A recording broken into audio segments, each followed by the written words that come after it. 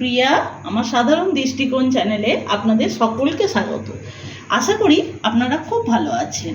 আজকে আমি রাত্রিরে ডিনারে একটা রেসিপি বানাতে চলেছি।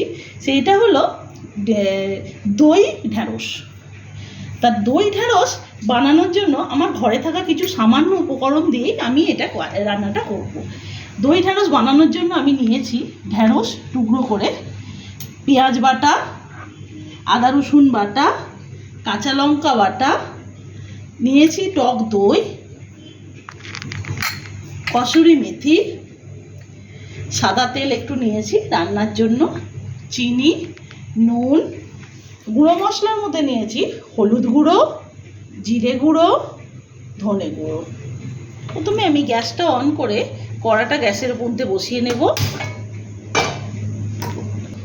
এর মধ্যে আমি দেব বেশ কিছুটা সাদা তেল।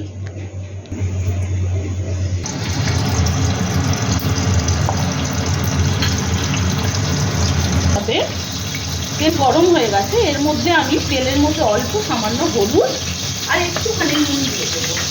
আমি ঢ্যাঁড়সগুলো এই তেলের মধ্যে দিয়ে দেবো, দিয়ে হালকা একটু ভাজা ভাজা করে নেব।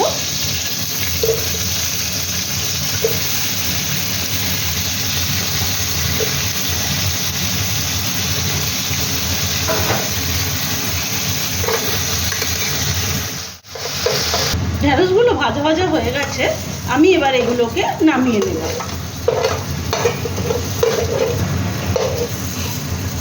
তার মধ্যে আরেকটুখানি সাদা তেল দেব।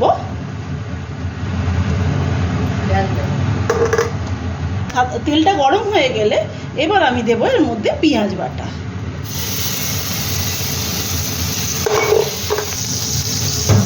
ভালো করে একটু কষিয়ে নেব। পেঁয়াজটা একটু বাদামি রং ধরতে শুরু করেছে। এবার আমি এর মধ্যে দিয়ে দেব আদা রসুন বাটা। আদা রসুন বাটা দিয়ে দিলাম। আদা রসুন বাটা দিয়ে আর একটু কষিয়ে নেবো হালকা করে। এবার আমি এর মধ্যে দেব কাঁচা লঙ্কা বাটা। কাঁচা লঙ্কা বাটা দিয়ে আবারও ভালোভাবে নাড়াচাড়া করে এই মশলাটাকে আমি কষাতে থাকবো।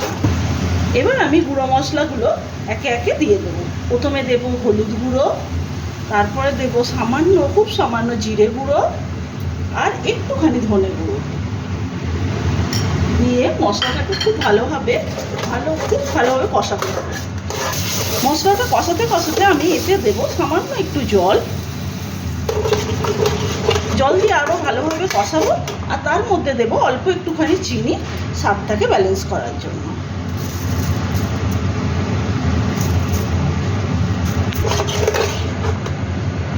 মশলা থেকে তেল বেরোতে শুরু করেছে।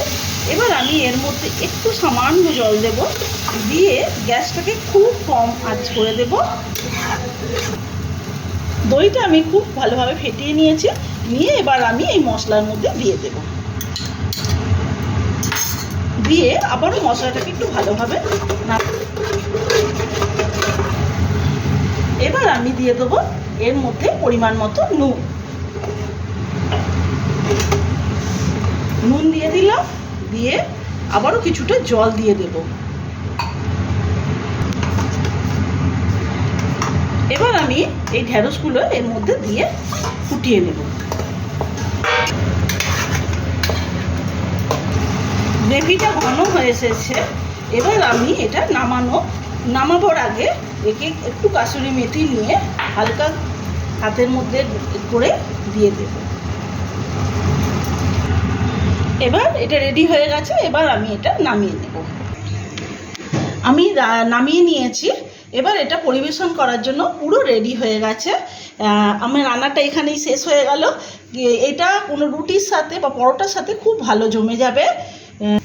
যদি আমার চ্যানেলটা আপনাদের ভালো লাগে তাহলে একটা লাইক করবেন, শেয়ার করবেন, কমেন্টে জানাবেন কেমন হয়েছে রান্নাটা। আপনারাও বাড়িতে ট্রাই করুন আর আমার চ্যানেলটাকে একটু সাবস্ক্রাইব করবেন।